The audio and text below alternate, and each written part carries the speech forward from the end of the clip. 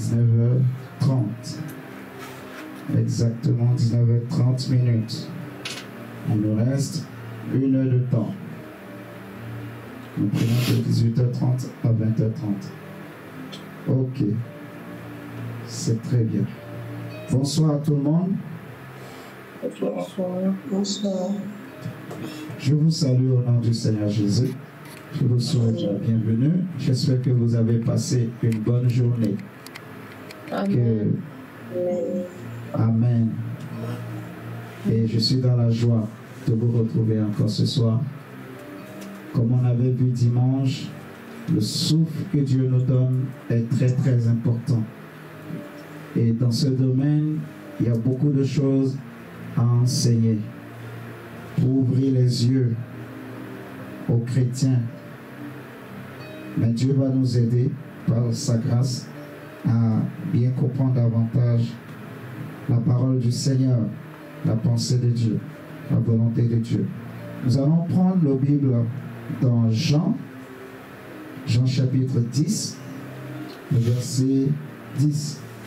Nous connaissons le texte, ou du moins, peut-être si tout le monde ne le connaît pas, mais au moins, la parole que nous venons lire, je crois que chacun a déjà entendu au moins une fois, j'espère, dans sa vie, parler de cette parole. Jean 10, verset 10. Ici, c'est le Seigneur Jésus-Christ qui parle. Il dit, « Le voleur ne vient que pour dérober, égorger et détruire. Moi, je suis venu afin que les brebis aient la vie. Je suis venu afin que les brebis aient la vie. Je suis venu afin que les brebis aient la vie et qu'elle soit dans l'abondance. Que les brebis aient une vie abondante. » Donc, il est question de vie. Quand Jésus vient dans une maison, dans l'existence d'une personne, si je peux parler comme ça, pour que ce ne soit pas comme une tautologie, quand Jésus vient dans l'existence d'une personne, dans le cœur d'une personne, Jésus dit clairement, je suis venu dans ta vie, dans ta famille, dans ta maison, ou dans ma vie, ou dans ma famille, ou dans ma maison. Jésus vient pour que j'ai la vie, pour que tu aies la vie. Amen, amen. Amen. Jésus vient dans ma vie pour que j'ai la vie. Et il dit la vie abondante. C'est très très important. Cela veut dire que nous venons prier pour recevoir la vie.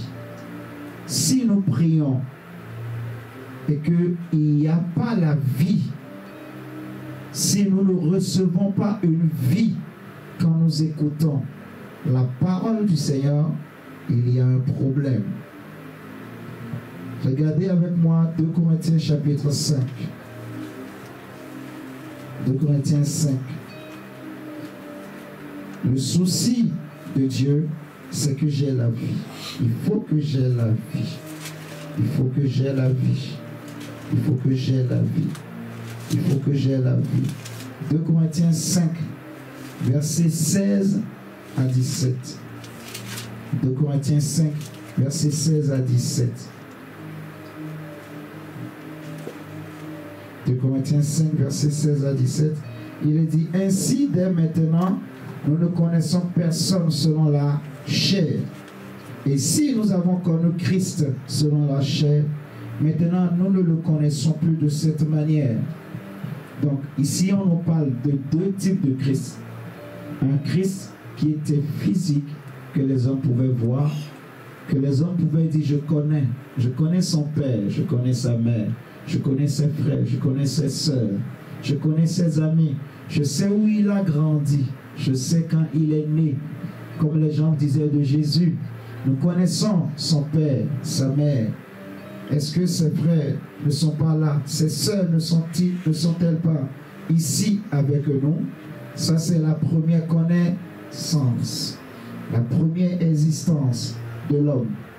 Mais Paul dit, nous ne le connaissons plus de cette manière. Donc, nous avons une deuxième connaissance. Il y a une deuxième personnalité. Il y a une deuxième existence de Christ que nous connaissons aujourd'hui, que la Bible appelle l'esprit vivifiant, en fait. Donc, Paul dit que si nous avons connu Christ hier, selon la chair, dès maintenant, nous ne le connaissons plus de cette manière. Il y a une manière pour connaître quelqu'un, pour connaître Dieu. Gloire à Jésus. Il y a une manière. De quelle manière connaissons-nous Christ? De quelle manière, voilà, marchons-nous avec le Seigneur? De quelle manière nous nous approchons de Dieu? Ainsi, dès maintenant, nous ne connaissons personne selon la chair. Nous ne connaissons personne selon la chair. Ce qui est bien dans ces textes, d'abord, si je m'arrête au verset 16, c'est que Paul dit personne. Nous ne connaissons personne. En commençant premièrement par Christ. Nous ne connaissons plus personne selon la chair. En Dieu, dans le Seigneur, en Christ, je ne peux plus, en fait, regarder quelqu'un selon la chair. Je ne peux plus voir quelqu'un selon la chair. Mais je dois maintenant voir en chaque personne, en chaque individu, je dois voir une autre personne, un autre individu. Il dit, et si nous avons connu Christ selon la chair, maintenant nous ne le connaissons plus de cette manière. Il y a une manière. Il y a une manière. C'est pour ça qu'il va dire au verset 17, pour appuyer ce qu'il a dit au verset 16, que si quelqu'un est en Christ, donc si nous avons connu quelqu'un hier qui était en dehors de Christ, qui était sans Christ, mais qui aujourd'hui a reçu Christ, il y a deux connaissances que nous devons avoir de cette personne. Il y a l'ancienne connaissance, on va dire, la vie passée, l'existence passée de la personne. Il dit, si quelqu'un est en Christ, il est une nouvelle créature. Comment on devient une nouvelle créature? C'est la question qu'il faut se poser. Il y a une manière pour devenir une nouvelle créature. Comment, en tant qu'homme, je peux devenir une nouvelle créature? Comment puis-je devenir une autre personne? Qu'est-ce qui va faire la différence entre ce que je suis aujourd'hui et ce que j'étais hier, ou ce que Dieu veut que je sois, ou ce que moi je suis? C'est quoi la différence? C'est la vie. La vie. La vie. Qu'est-ce que la vie? La vie. Qu'est-ce que la vie? J'ai besoin de connaître c'est quoi la vie. La vie. Jésus dit, je suis venu afin que les brebis aient la vie. Et que si quelqu'un est en Christ, Paul nous dit, il est une nouvelle créature. Les choses anciennes sont passées. Voici, toutes choses sont devenues nouvelles. Comment? Grâce à la vie nouvelle qu'on reçoit. Si nous prenons 1 Corinthiens 15, nous allons voir, on va nous dire que celui qui donne la vie, on l'appelle l'esprit vivifiant. La première vie ou la première existence que chacun de nous a eue, c'était au travers d'Adam, le premier homme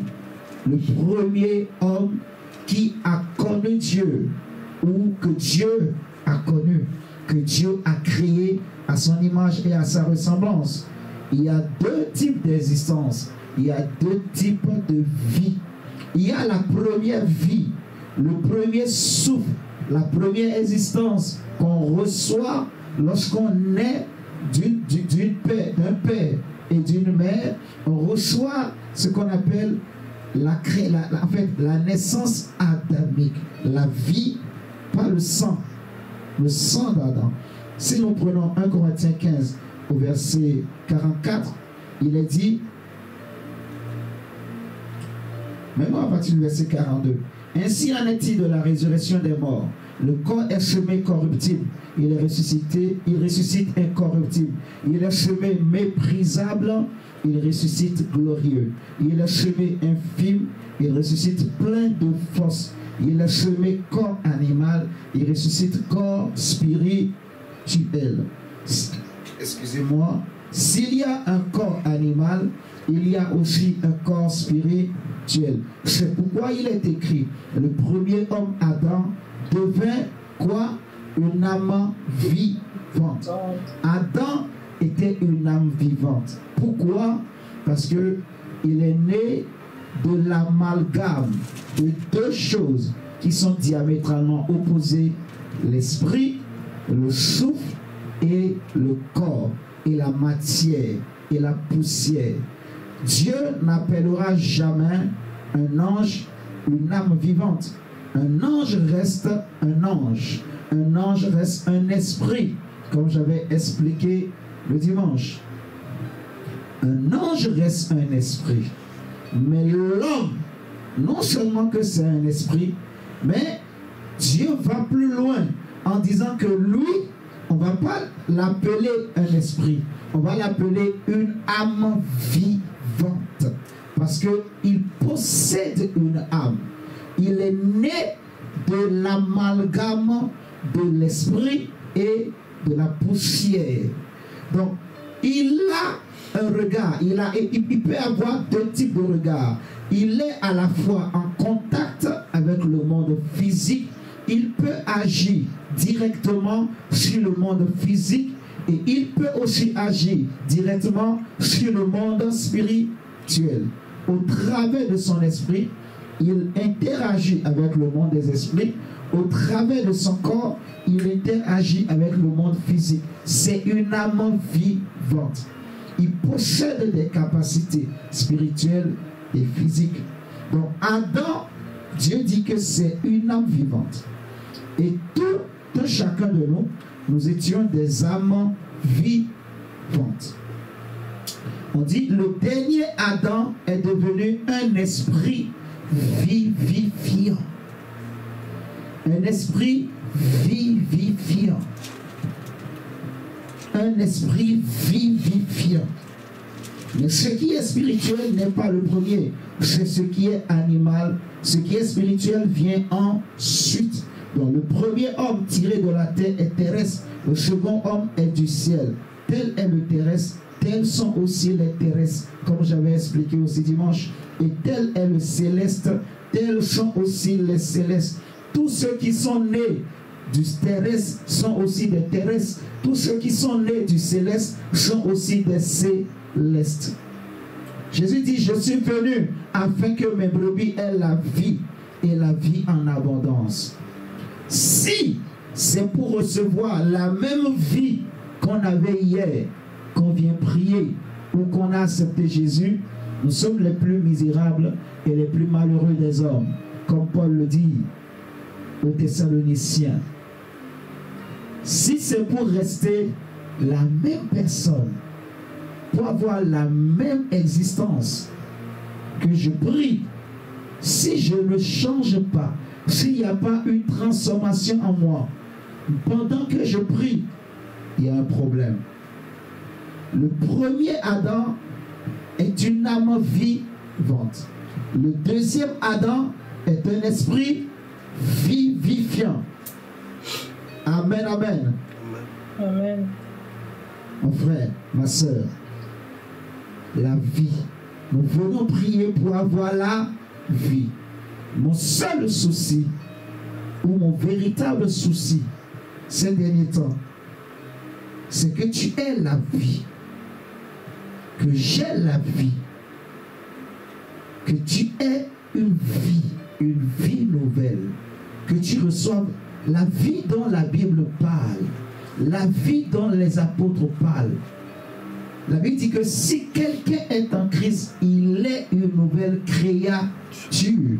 Donc il y a un changement de niveau, un changement de dimension, un changement de rythme, un changement de mode. Quand je prends un poste radio, tant que le poste radio est sur off, on n'entend aucun bruit, on n'entend aucun cri, on n'entend aucune nouvelle, rien ne se passe. Pourtant, le poste est là. C'est un poste radio. Il est sur off. Il est sur off. Pourtant, il y a des signaux qui sont en train de passer. La station radio est en train d'émettre. Peut-être sur la bande 90 ou la bande 180 ou la bande 500, ainsi de suite. Il y a plusieurs bandes. Et la station de réseau plutôt émet sur les ondes, sur les réseaux, sur les signaux. Et chaque poste radio a été fabriqué en sorte qu'il puisse capter les signaux. Vous voyez, il y a des réseaux qu'on appelle FM, des réseaux AM. Il y a plusieurs sortes de réseaux. Et chaque réseau est adapté par rapport à une station radio. Vous voyez, ce n'est pas toutes les stations radio qui peuvent émettre, par exemple, sur les bandes passantes FM. Non. Vous voyez? Donc, tant que je n'ai pas allumé mon poste radio, je n'entendrai pas ce que RFI est en train de dire. Je n'entendrai pas ce qui se passe. Tant que je n'appuie pas sur le bouton on, c'est comme ma télé. Il y a plusieurs chaînes de télé qui existent. Comment je dois faire pour recevoir le signal de la station radio avec mon poste radio?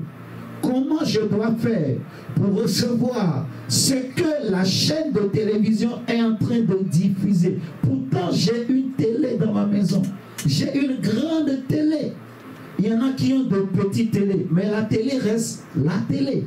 Chacun a une télé dans sa maison. En Afrique, les gens ont des postes radio. Tu peux voir quelqu'un, il se promène. C'était la mode, je ne sais pas si c'est toujours comme ça. Mais en Afrique, nos parents, ils avaient souvent des postes radio à côté. Il tient comme ça, il écoute les nouvelles. Il est assis, il lâche son poste radio. Mais s'il éteint, il n'entendra plus rien. Mais est-ce que si le poste radio ne produit aucun son, est-ce que ça veut dire que la station radio n'émet plus? Non. La station radio continue d'émettre. Il y a des stations radio qui travaillent 24 heures sur 24. Vous voyez? Le signal est toujours là. Donc, les ondes sont toujours en train de travailler. Mais c'est juste le poste qui est éteint. Donc, comment je dois faire pour avoir cette vie? En fait, il faut que j'ai la vie. Jésus dit, je suis venu afin que mes brebis aient la vie. Et que si quelqu'un est en Christ, il est une nouvelle créature. Il faut qu'il y ait un changement. Si je n'ai pas la vie dont la Bible parle d'une vie, en fait. Tant que je n'ai pas allumé mon poste, je n'ai pas cliqué sur le bouton on, je ne recevrai pas le signal. Je n'entendrai pas ce bruit de la vie dont nous sommes en train de parler. C'est un bruit, en fait. C'est une nouvelle, c'est un signal, c'est une information qui vient du ciel, de l'éternité. Et ce n'est pas tous les hommes qui peuvent capter ça. Ce n'est pas possible. Ce n'est pas tous les hommes. Jésus était né, mais ce n'était pas tous les Juifs qui l'ont reconnu comme le Messie. Non. Jésus lui me dira que même en parlant de l'enlèvement de l'Église, que pendant ce temps, quand ce temps arrivera, dans une même maison, deux personnes seront dans un même lit. L'un sera pris et l'autre va rester. Parce que l'autre n'a pas entendu.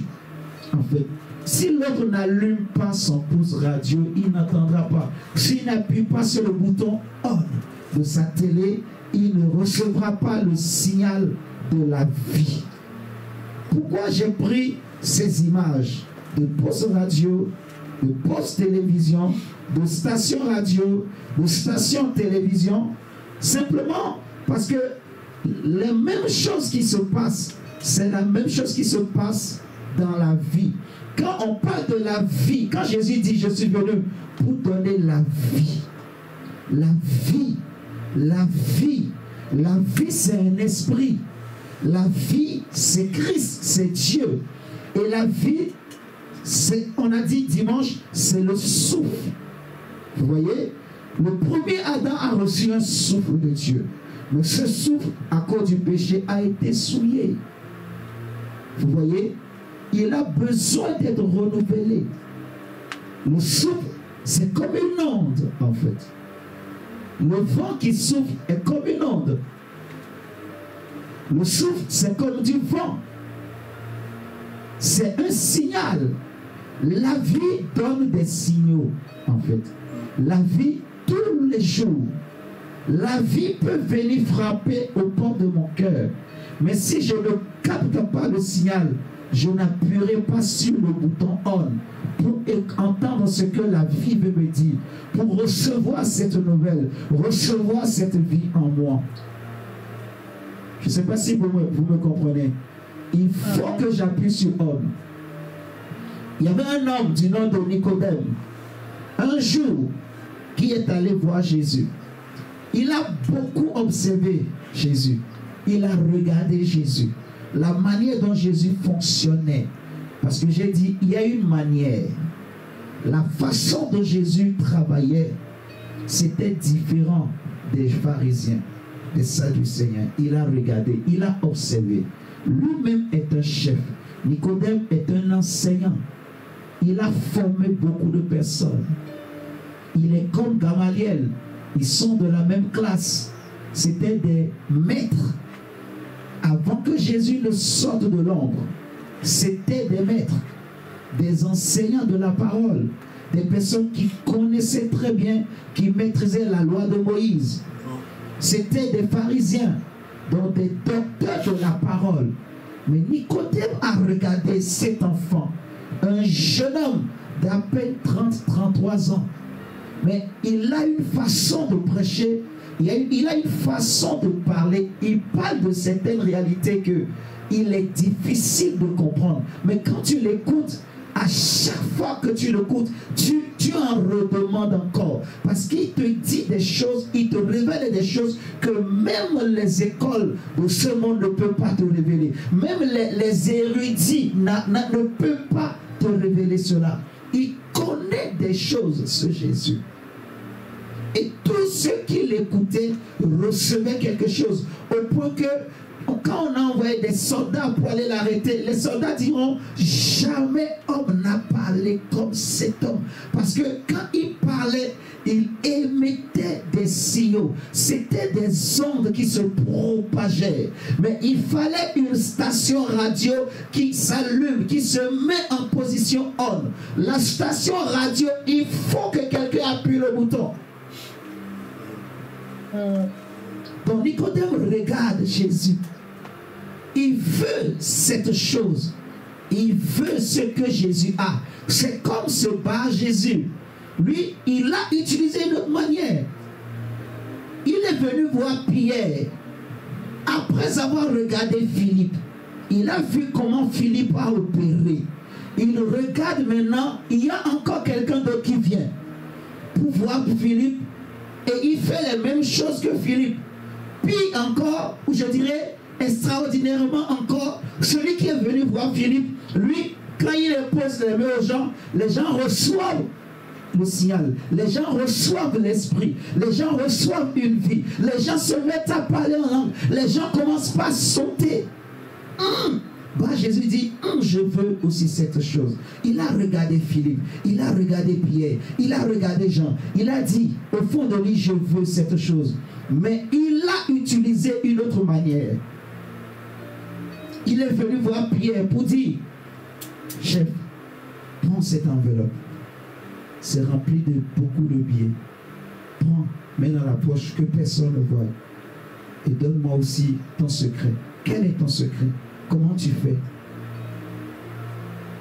Comment tu fais et que les choses marchent? En sorte que quand tu parles seulement, tu imposes les mains aux gens, les gens commencent à recevoir de cet esprit. Moi aussi, je veux ce pouvoir-là. Je veux cette lumière. J'ai besoin. Prends cette enveloppe. S'il te plaît, chef, ne m'oublie pas. Pierre lui a dit, tu as cru que le don de Dieu peut se recevoir à prix d'argent, que ton argent et toi-même périssent. Donc c'était la mauvaise manière. Et c'est ça, selon nous, le problème des chrétiens, en fait. Jésus dira, ou je dirais, le Seigneur va dire que mes pensées ne sont pas vos pensées et mes paroles ne sont pas vos paroles. Mes pensées ne sont pas vos pensées. Nicodème vient voir Jésus la nuit et il lui dit, Maître, Maître, nous savons. Donc il n'était pas le seul. Nous savons que tu es un docteur venu de Dieu et que les choses que tu fais, personne ne peut le faire s'il ne l'a pas reçu de Dieu. Et c'est là que Jésus va commencer par lui ouvrir son cœur, lui révéler des choses. Il va lui dire, si vous ne naissez de nouveau, vous ne pouvez pas voir le royaume. Vous ne pouvez pas recevoir cette vie-là. Il faut que vous naissiez de nouveau. Il faut que vous naissiez de nouveau. Il faut une nouvelle naissance. Il faut une nouvelle naissance. Il faut une nouvelle naissance. Pour avoir une nouvelle naissance, il faut que la première naissance meure. Il faut que la première naissance passe par la croix. Il faut qu'on déclare que le vieil homme, que la première naissance n'existe plus. Il faut que la première volonté disparaisse. Il faut que la première personnalité disparaisse. Il faut que j'accepte cela, en fait.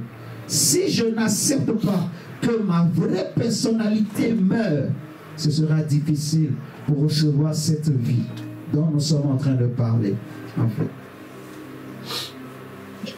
Le souci du Seigneur, c'est que j'ai la vie, que j'ai la vie, que je reçoive la vie. C'est ça. Tout ce que nous faisons, c'est pour avoir la vie, pour être transformé. Si quelqu'un est en Christ, il doit chercher à être une nouvelle créature. En fait, c'est ça. Tant que moi-même je sais, est-ce que j'ai vraiment changé? Ou bien est-ce que je suis toujours la même personne? Je sais. Vous voyez? Je sais. Ce n'est pas parce que je ne vais plus en bois de nuit que ça veut dire que j'ai vraiment changé. Non. Les enfants d'Israël ont quitté l'Égypte.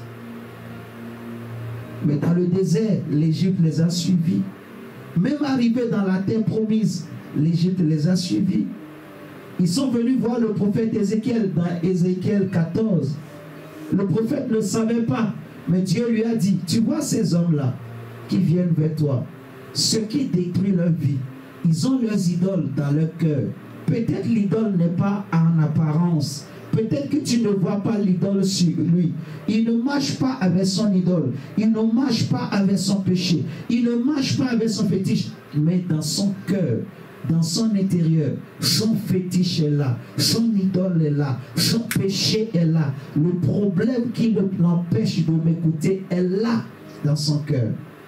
Vous pouvez lire Ézéchiel 14. Vous allez voir. C'est dans l'âme. C'est là. En fait, l'esprit est bien disposé, mais la chair est faible, le Seigneur Jésus a dit. Donc, la réflexion qu'il faut faire chacun, c'est il faut que j'ai la vie chaque jour. Il faut que je sois transformé dans mon âme, transformé dans mes pensées. Si Jésus lui-même a été obligé de céder sa personnalité, c'est que moi aussi je dois faire. Jésus nous a montré le chemin. Il nous a montré comment il faut faire pour recevoir cette transformation. L'ancien Jésus, on ne le connaît plus comme ça aujourd'hui. L'ancien Jésus ne passera plus par la croix. Il est passé une seule fois avec des pleurs et des cris. La Bible dit, il s'est humilié jusqu'à la mort de la croix. Et c'est pourquoi Dieu l'a souverainement élevé. Mon frère, ma soeur, quand je te parle, ce que je désire, comme là où je suis là, tout ce que je désire, c'est que tu aies la vie. Si ma parole ne t'apporte pas la vie, si la parole que je te prêche ne te change pas, je suis en train de perdre mon temps. Je ne suis pas bien. Je suis en train de faire de la comédie. Si ce que je prêche ne change pas ta vie, il y a un problème. Je ne sais pas si vous me comprenez. Il faut que la parole change ma vie. Il faut que la parole me change. Il faut que la parole me transforme. Il faut que ce que j'étais hier, je ne sois plus la même. Je ne dois plus garder ma personnalité. Parce qu'on ouvre les choses pour qu'on comprenne, pour qu'on change, qu'on abandonne. Alléluia. Si quelqu'un est en Christ, il doit être une nouvelle créature. Paul le dit, nous prêchons Christ, nous ne nous prêchons pas nous-mêmes. Nous prêchons quelqu'un afin que les hommes aient la vie. C'est ça le but, c'est ça l'objectif de Dieu. Parce que quand cette vie rentre en moi, elle me délivre du péché, elle me délivre de la vie naturelle, qui est l'ancienne vie. Elle me délivre aussi de Satan et de ses démons. Tant que je ne suis pas délivré de la vie naturelle, le diable, c'est rien. Parce que tu peux chasser le diable. Mais si j'ai toujours mon ancienne vie là, tu n'as pas chassé, il reviendra toujours au galop. Vous me comprenez? La Bible dit que les fils de Dieu étaient réunis dans Job. Les fils de Dieu étaient réunis. Donc Dieu était là, mais ils étaient réunis. Mais le diable aussi est venu au milieu d'eux. Vous comprenez? Donc ce n'est pas quand je viens me cacher à l'église que le diable ne me touchera pas. Non. Tant qu'il a quelque chose en moi, il viendra. Même s'il n'a rien en moi, il viendra. Il viendra toujours tenter. Même Jésus, il est venu le tenter. La Bible dit, il a tenté pendant 40 jours. Et après, il va le laisser jusqu'au temps favorable. Et il est revenu au travers de Pierre, cherchant à pousser Jésus à renoncer à la croix. Cherchant à utiliser, à réveiller la chair, à réveiller le vieil homme, à pousser Jésus, à prendre lui-même sa volonté, à accomplir son désir. Jésus s'est mis à prier jusqu'à ce qu'il a vécu. Donc, Dieu veut que j'ai la vie. Jésus veut que j'ai la vie, la vie, la vie, la vie, la vie. Que je sois transformé. Que je sois transformé. Que je sois transformé. Je ne peux pas être transformé si je ne meurs pas. Si je ne porte pas ma croix. Si je continue de voir les choses de la même manière.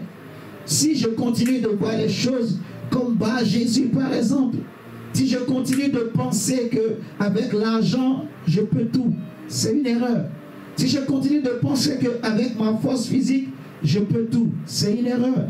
Si je continue de m'appuyer sur mes biens, c'est une erreur. Vous voyez? Si je continue de croire que je suis quelque chose, c'est une erreur. Sincèrement, là où je suis en train de trembler. Je tremble au fond de moi. Parce que je désire que tu sois transformé. Que je sois transformé. Amen, amen.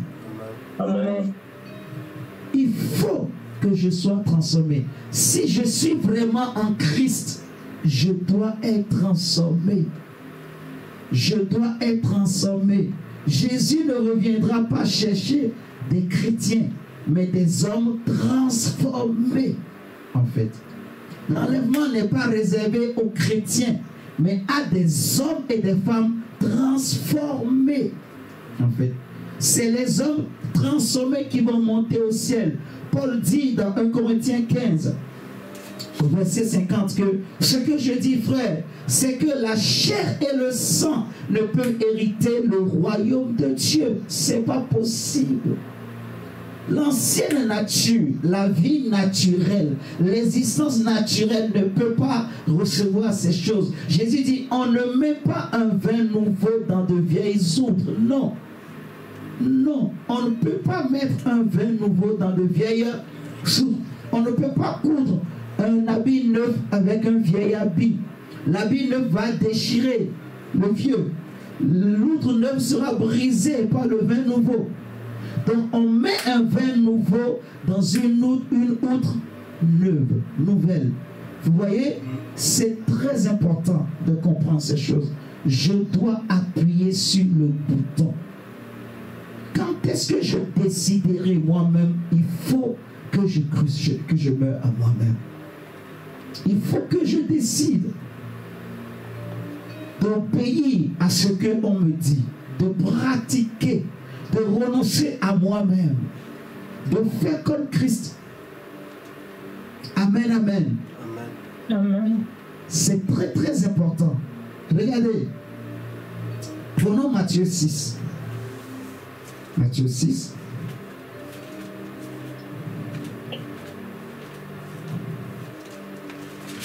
Petit à petit, le Seigneur m'aide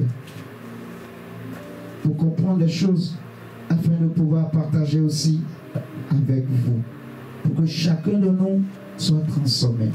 La vie chrétienne, ce n'est pas la foule.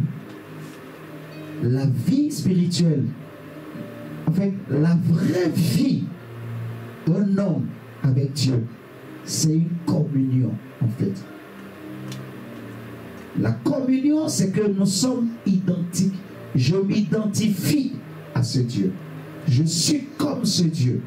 Et l'apôtre Jean dira, pour traduire cette même pensée, que si je dis que je suis avec lui, je suis en lui, et que je ne marche pas dans la lumière, je suis en train de mentir, parce que lui, il est lumière. Il est dans une lumière.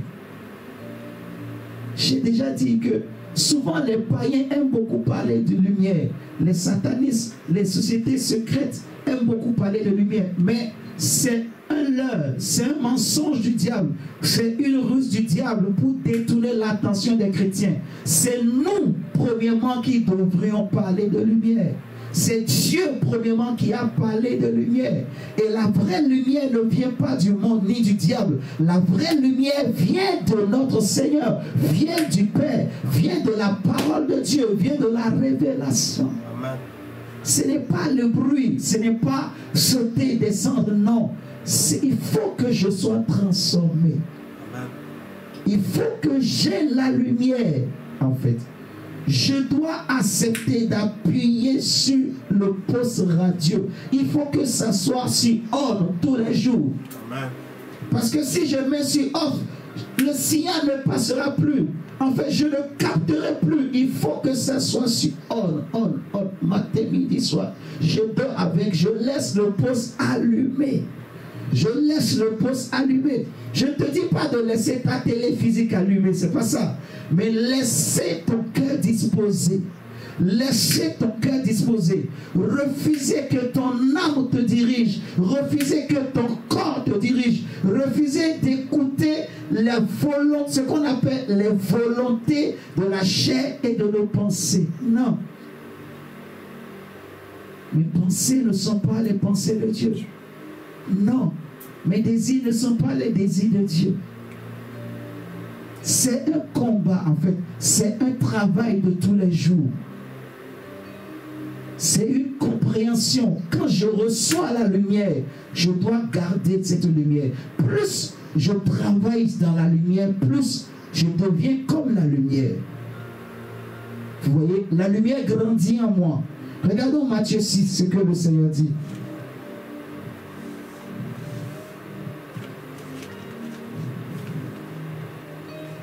verset 1, Matthieu 6. On va lire à partir du verset 1.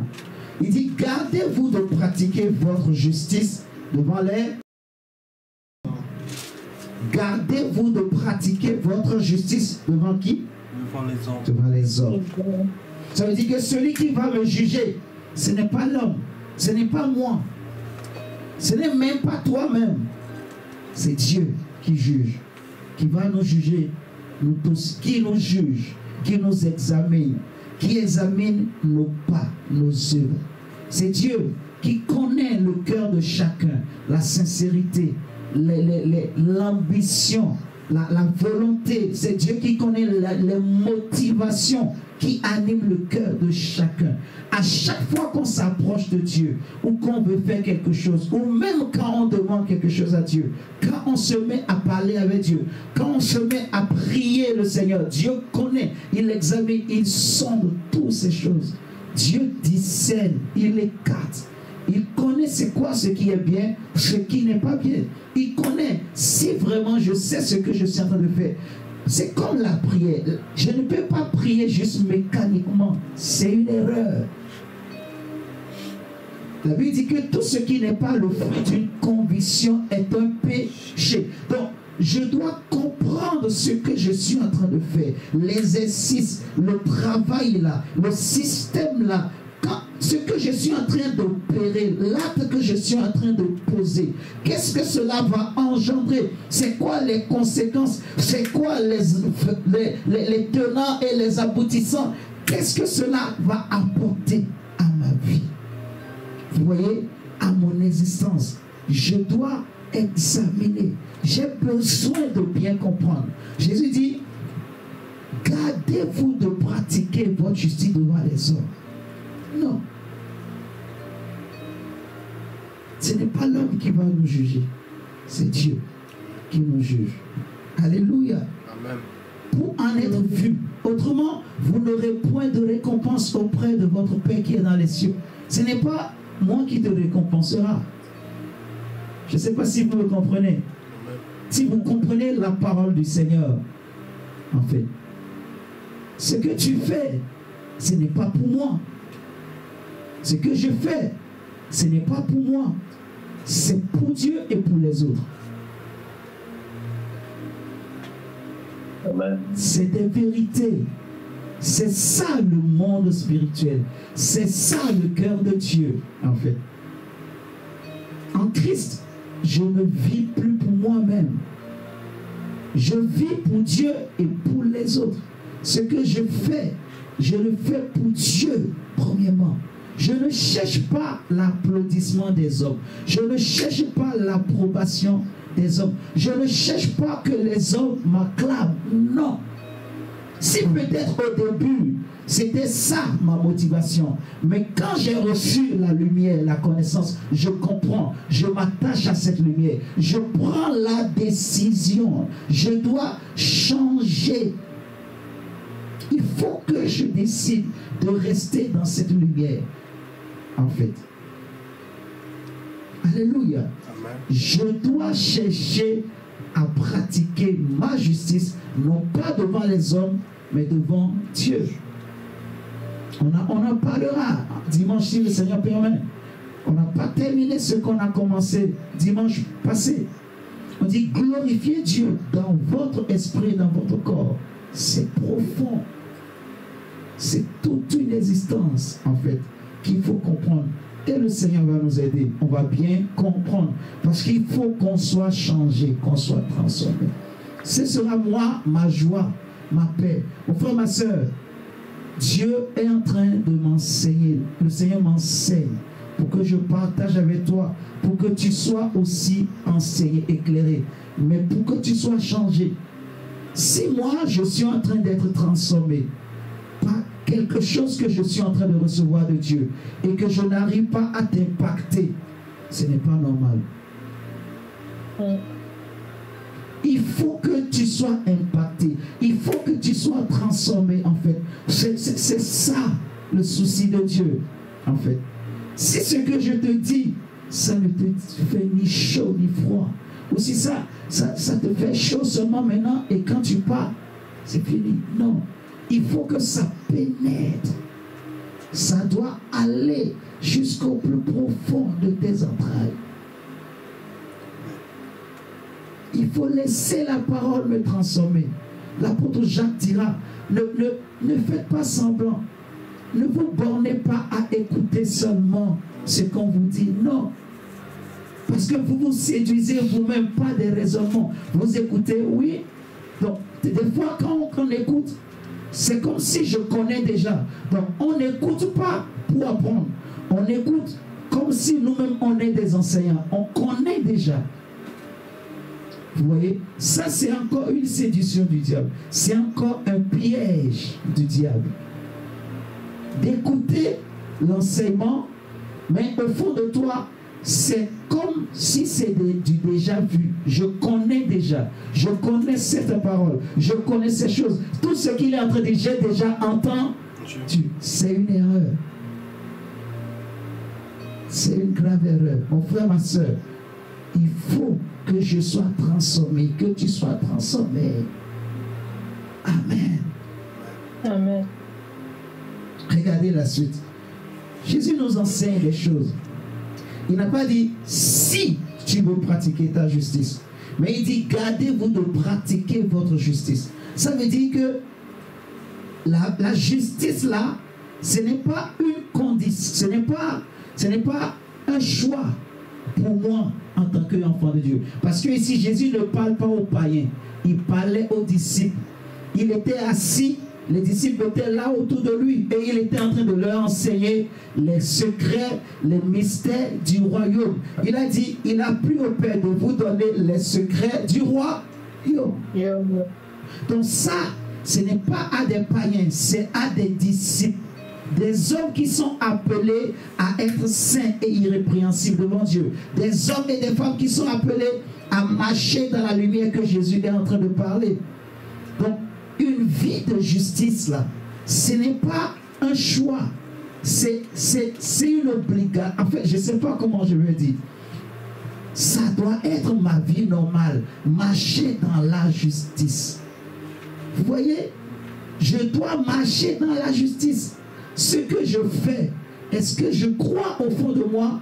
Est-ce que quand j'écoute la voix de ma conscience, parce que ma conscience a une voix, elle me parle, mais je suis libre. Mon âme n'est pas obligée d'écouter ma conscience. Souvent, l'âme étouffe la voix de la conscience. C'est ça, en fait, le problème du chrétien. Si tu veux être spirituel, tu veux être transformé, il faut comprendre les pièges du diable et les pièges de ta vie naturelle, de ta chair. Il faut que tu, je ne sais pas comment je vais dire, mais il faut qu'il y ait une décision en toi. Il faut que vraiment, les choses qu'on dit, il faut comprendre que ce n'est pas pour te faire du mal, c'est pour ton bien. Amen, amen. Amen. C'est très très important. Le changement, le changement. Moi aussi, ça fait des années que je suis dans le Seigneur. Ça fait des années qu'on m'a enseigné des choses. Mais les choses que Dieu est en train de me révéler, on ne m'a pas enseigné comme ça. Vous voyez? Donc, chacun avait sa grâce. Dieu sait là où il peut nous amener, en fait. C'est pour ça qu'il veut qu'on comprenne ces choses, qu'on soit transformé. Qu'on soit transformé. Il faut que je sois transformé. Il faut que je sois transformé. Je ne dois plus rester le même. Si j'ai toujours la même vie de prière, la même vie de méditation, les jours passent, les années passent, mais je continue de prier toujours de la même façon, je fais toujours 2 minutes de prière, c'est un problème. Je ne sais pas si vous me comprenez. Je dois être transformé. Il faut que les enseignements, je les pratique, je dois changer, il faut comprendre les choses, je dois être transformé. Le Seigneur dit au verset 2, lors donc que tu fais le mot, ne sonne pas de la trompette devant toi, comme font les hypocrites dans les synagogues et dans les rues, afin d'être glorifiés par les hommes. Je vous le dis en vérité, ils reçoivent leur récompense. Mais quand tu fais le monde, que ta main gauche ne sache pas ce que ta ce que fait ta droite, afin que ton aumône se fasse en secret, et que ton Père qui voit dans le secret te le rendra. Voici la deuxième chose que Jésus va enseigner. Verset 5. Lorsque vous priez, il n'a pas dit si tu pries. Il dit lorsque vous priez. Il faut aimer la prière. Il faut se battre pour monter, pour être en hauteur dans la prière. Il faut se battre pour que ma façon de prier change. Il dit lorsque vous priez. Il n'a pas dit si vous priez. Dans Jérémie 29, 11, Jérémie 29 par là, il va dire si vous me cherchez de tout votre cœur. Donc, ce n'est pas tous les hommes qui sont obligés de chercher Dieu. Mais ceux qui ont choisi de chercher Dieu, alors, ces paroles les concernent. Ce que nous sommes en train de dire ce soir, c'est pour ceux qui ont choisi, qui ont pris la décision de chercher Dieu. Ce n'est pas tous les hommes qui sont obligés. Chacun est libre. Mais il dit dans Jérémie, si vous me cherchez de tout votre cœur, alors je me laisserai trouver par vous. Et Jésus est en train de dire, lorsque vous priez, donc la prière, c'est ma vie, c'est ma respiration. Je dois beaucoup prier, je dois aimer la prière. Je dois apprendre à prier. La prière ne doit pas être une corvée pour moi. La prière ne doit pas être une souffrance. La prière ne doit pas être comme un poids, une charge sur moi. Non. Je dois apprendre comment Jésus a fait, comment les apôtres ont fait. Je dois me battre. Je dois comprendre qu'il y a des ennemis de la prière. Il y a des choses qui ne veulent pas que je prie, qui ne veulent pas que je monte, qui ne veulent pas que je brille, qui ne veulent pas que je sois dans la lumière. Vous voyez? Il y a des choses qui ne veulent pas que j'entende Dieu, que je comprenne Dieu, que je sois transformé. Non. Et je dois prier. Je dois monter dans la prière. La prière ne doit pas être seulement occasionnelle. La prière ne doit pas être seulement, allez, la dernière de mes occupations. La dernière de mes je ne sais pas comment on dit, mes préoccupations. Non. La prière doit être la première. Je me lève, je prie. Le soir, je vais me coucher, je prie. Je dois augmenter mon temps de prière. Je dois monter, je dois être en hauteur. Mes frères, mes soeurs, la prière, je dois changer ma manière de prier. Que je sois un homme, une femme, ça n'a rien à voir avec le sexe, ce que nous sommes en train de dire. En fait, je dois travailler ces choses, la lumière, la parole, les enseignements. Il faut que je sois transformé. Donc je dois prier. Je dois aimer la prière. Il y a tellement de choses qu'on a dit. Il y a tellement de choses qu'on a enseignées. Et je te dis la vérité, le diable ne veut pas que tu comprennes ces choses. Il ne veut pas que tu les pratiques. Il ne veut pas. Il va lutter. Les esprits des familles ne veulent pas. Il faut être conscient, en fait. Il faut prendre la décision. Je dois être transformé. La prière, là, ça ne doit pas être la dernière motivation. Ça ne doit pas être occasionnel. Non. C'est fini ce temps-là. Les prières de 1 minute, de 2 minutes, de 5 minutes, de 10 minutes, là, il faut mettre de côté. Il faut avoir un programme de prière. Il faut que la prière devienne une vie. La Bible dit que paresseux, va regarder les fourmis. Tu vas voir comment la fourmi fonctionne. La fourmi n'est pas comme toi. Elle n'a pas de maison, de quoi que ce soit. Mais elle se lève tôt. Elle anticipe l'hiver. Elle anticipe l'été. Elle sort. Elle fait des réserves. Elle amasse des choses pour les temps difficile.